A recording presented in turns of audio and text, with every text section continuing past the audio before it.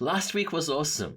We focused on the process of preparing data using pivot tables, and then we saw how we could visualize that data using pivot charts. But having these charts scattered around our workbook doesn't tell a very cohesive story.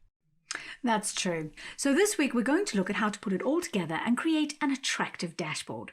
This will partly serve as a practical approach to creating dashboards in Excel, but I also want to use it as an opportunity to practice many of the topics from earlier in this course. A dashboard is a great tool for information management and business intelligence. It allows us to store and display important information from multiple data sources in one easy-to-access place. But most people have never created one. So Nikki, what makes a good dashboard? Well, an effective dashboard should be striking but visually balanced, user-friendly, and tailored to your goals as well as your audience.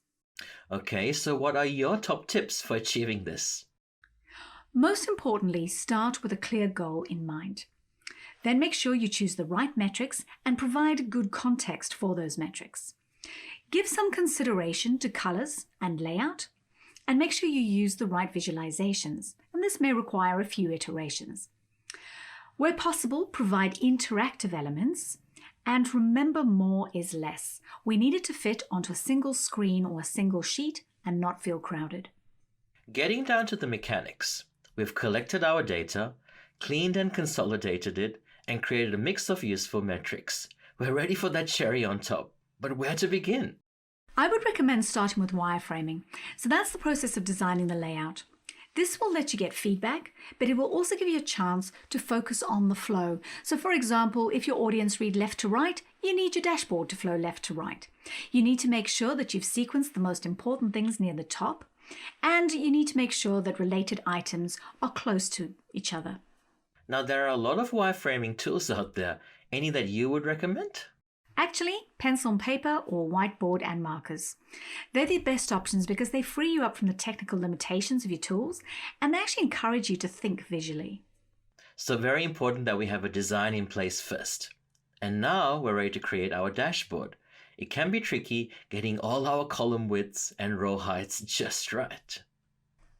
I agree. So another approach, and one I would generally recommend, is to just use image objects like shapes and charts that actually sit above the cells. Okay, but what if we need to show numeric values, sparklines, or tables? Well, in week 1, we saw how we could link shapes to values in a cell. So we'll recap that, but we'll also look at another great feature which allows us to paste a selection of cells as a linked image.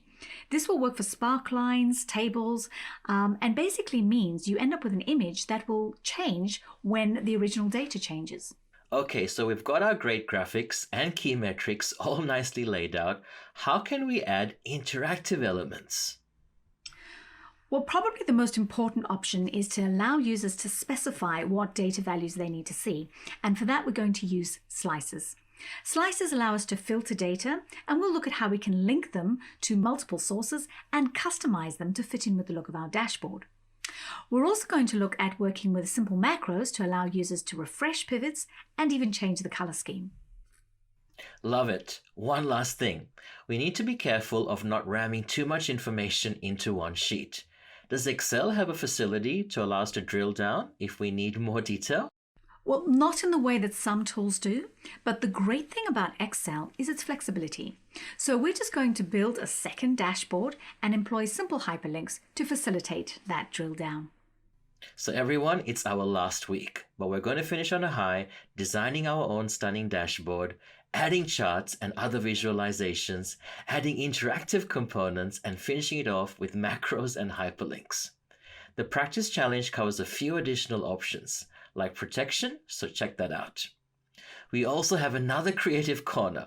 Please contribute your fabulous ideas to the community, and don't forget to give a like to other people's projects that inspire you. Make a point of revisiting any topics you're unsure of before you attempt the final assessment, which will assess the full course content. From me and Nikki, all the best for your future Excel endeavors.